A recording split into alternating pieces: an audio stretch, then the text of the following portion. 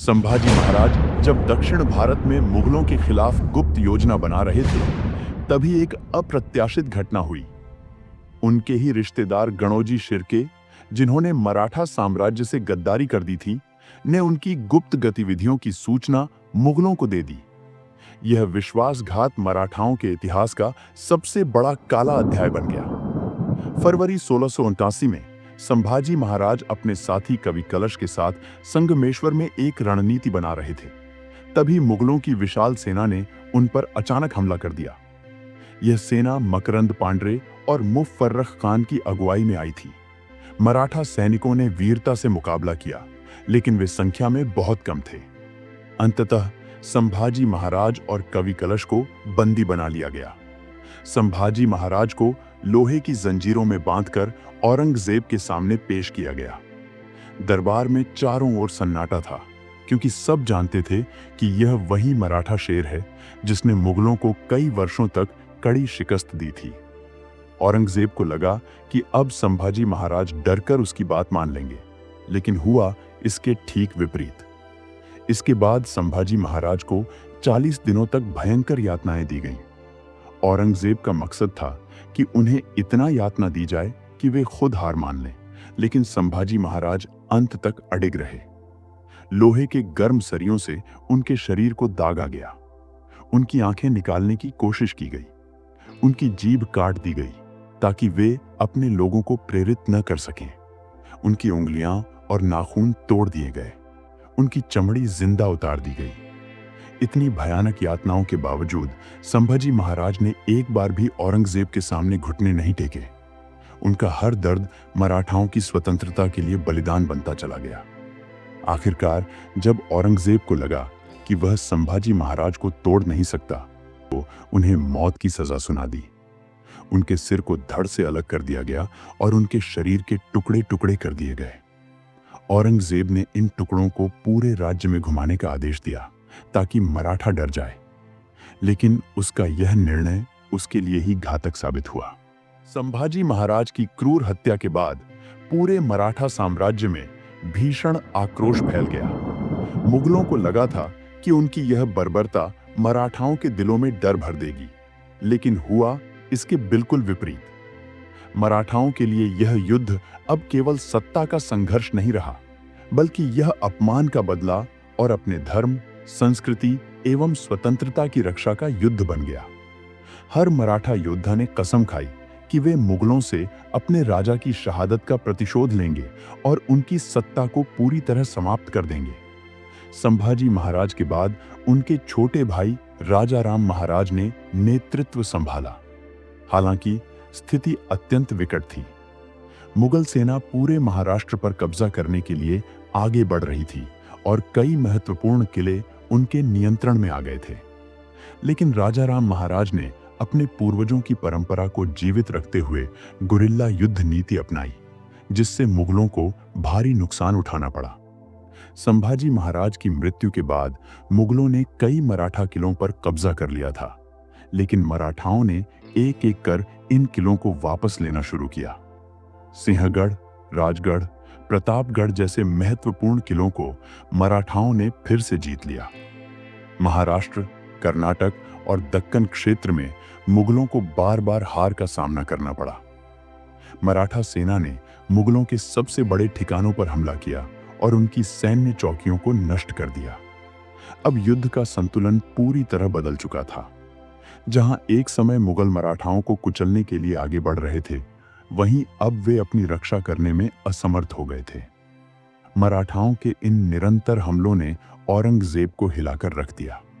वह समझ चुका था कि मराठाओं को पराजित करना असंभव है, लेकिन फिर भी अपनी हठधर्मिता और जिद के कारण उसने मराठाओं को समाप्त करने के लिए अपनी पूरी ताकत झोंक दी। औरंगजेब ने लगभग 25 वर्षों तक दक्षिण भारत में युद्ध लड़ा, लेकिन वह कभी भी संपूर्ण विजय प्राप्त नहीं कर सका। उसने अपनी विशाल मुगल सेना को मराठाओं के खिलाफ उतारा, लेकिन मराठाओं की गुरिल्ला रणनीति और आत्म बलिदान की भावना के सामने उसकी पूरी सेना कमजोर पड़ गई। 1700 के दशक तक मुगल सैनिक हताश होने लगे। वे थक चुके थे। उनके पास पर्याप्त भोजन और रसद नहीं थी। मराठाओं के हमलों से उनका मनोबल पूरी तरह टूट चुका था। आखिरकार औरंगजेब 1707 में निधन हो गया। मुगलों की विशाल सेना जहां भी जाती, मराठाओं ने उन्हें घेर कर हमला कर दिया। वे पहाड़ी दर्रों में घात लगाकर बैठ जाते और जैसे ही मुगल सैनिक वहां से गुजरते, उन पर हमला कर देते। मराठाओं की यह रणनीति इतनी प्रभावी थी कि मुगल सेना चाहे जितनी भी आगे बढ़ती, लेकिन कभी सुरक्षित महसूस नहीं कर पाती। औरंगजेब की सेना पूरी तरह थक चुकी थी, लेकिन मराठा योद्धा अपनी तेज चाल, लड़ाई के अनुभव और रणनीतिक कौशल से लगातार उन पर हावी रहे। उसकी मृत्यु के बाद मुगल दरबार में उत्तराधिकार को लेकर गृह युद्ध छिड़ गया। 1719 से 1748 तक मात्र 29 वर्षों में 7 मुगल बादशाह बदले, जिससे साम्राज्य पूरी तरह अस्थिर हो गया।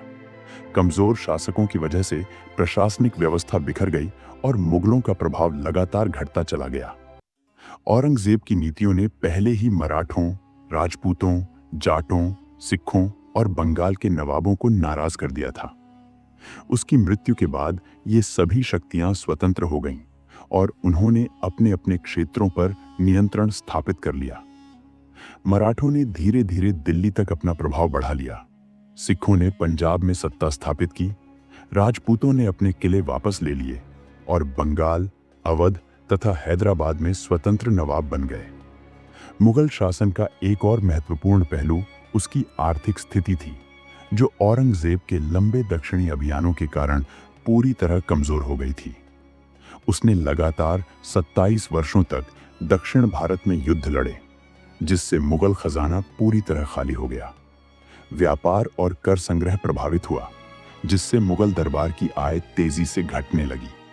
इसके अलावा कमजोर शासकों में प्रशासनिक दक्षता की भारी कमी थी, जिससे वे साम्राज्य की रक्षा नहीं कर सके। सैन्य दृष्टि से भी मुगल साम्राज्य कमजोर पड़ गया। औरंगजेब के बाद कोई भी सम्राट सैन्य रणनीति में निपुण नहीं था। मुगल सेना में अनुशासन और प्रतिबद्धता की कमी हो गई थी, जिससे मराठों, अफगानों और अंग्रेजों ने इस कमजोरी का पूरा फायदा उठाया। मराठा छापामार युद्ध नीति के सामने मुगल सेना असहाय नजर आने लगी और धीरे धीरे मुगलों के किले और क्षेत्रों पर मराठों ने कब्जा करना शुरू कर दिया। 1739 में ईरान के नादिर शाह ने दिल्ली पर हमला कर दिया। इस आक्रमण ने मुगल साम्राज्य की असली स्थिति को उजागर कर दिया। नादिर शाह ने दिल्ली को पूरी तरह लूट लिया और कोहिनूर हीरा व तख्त-ए-तौस अपने साथ ले गया। इस हमले से मुगलों की प्रतिष्ठा पूरी तरह ध्वस्त हो गई। इसके बाद 1748 से 1761 के बीच अहमद शाह अब्दाली ने बार बार दिल्ली पर हमले किए, जिससे मुगल साम्राज्य और अधिक कमजोर हो गया। अब मुगल बादशाह केवल नाम मात्र के शासक रह गए, उनकी कोई राजनीतिक शक्ति नहीं बची थी। इस बीच भारत में अंग्रेजों का प्रभाव तेजी से बढ़ रहा था। 1757 में प्लासी के युद्ध के बाद बंगाल पर अंग्रेजों का कब्जा हो गया। धीरे धीरे उन्होंने अपने प्रशासनिक और सैन्य शक्ति को बढ़ाकर पूरे भारत में अपना प्रभाव फैलाना शुरू कर दिया। कमजोर मुगल शासकों ने अंग्रेजों के बढ़ते प्रभुत्व को रोकने के लिए कोई ठोस कदम नहीं उठाया, जिससे अंग्रेजों को बिना किसी प्रतिरोध के भारत पर नियंत्रण स्थापित करने का अवसर मिल गया। अंततः 1857 के स्वतंत्रता संग्राम के दौरान अंतिम मुगल बादशाह बहादुर शाह जफर को अंग्रेजों ने सत्ता से हटा दिया। इसके साथ ही भारत में मुगल साम्राज्य का आधिकारिक अंत हो गया। यह पूरा पतन औरंगजेब की मृत्यु के बाद शुरू हुआ था, जब कमजोर नेतृत्व, सत्ता संघर्ष, क्षेत्रीय विद्रोह, आर्थिक कुप्रबंधन, सैन्य कमजोरी, विदेशी आक्रमण और ब्रिटिश विस्तार ने मुगलों की शक्ति को धीरे धीरे समाप्त कर दिया। औरंगजेब और मराठाओं के बीच संघर्ष का मूल कारण सत्ता और राजनीतिक वर्चस्व था, जिसमें धर्म भी एक महत्वपूर्ण भूमिका निभाता था, लेकिन यह अकेला कारण नहीं था। मराठाओं की लड़ाई स्वतंत्रता और स्वशासन के लिए थी, जबकि औरंगजेब पूरे भारतीय उपमहाद्वीप को अपने नियंत्रण में रखना चाहता था। इसीलिए इस युद्ध को केवल धर्म युद्ध कहना गलत होगा और इसे केवल सत्ता संघर्ष मानना भी अधूरा दृष्टिकोण होगा। यह वास्तव में भारत के दो महान शक्तियों, मुगलों और मराठाओं के बीच एक ऐतिहासिक संघर्ष था, जिसने भारत के भविष्य को आकार दिया। अगर आपको यह वीडियो पसंद आया हो, तो इसे लाइक और शेयर जरूर करें, ताकि यह प्रेरणादायक गाथा हर किसी तक पहुंचे। इतिहास के और भी रोचक, रहस्यमयी और प्रेरणादायक किस्सों को जानने के लिए हमारे चैनल ऑफिशियल हिस्ट्री आवर्स को सब्सक्राइब करें और बेल आइकन दबाएं, ताकि आपको हर नई कहानी की सूचना सबसे पहले मिले। मिलते हैं एक और दिलचस्प वीडियो में। तब तक के लिए जय हिंद, जय महाराष्ट्र।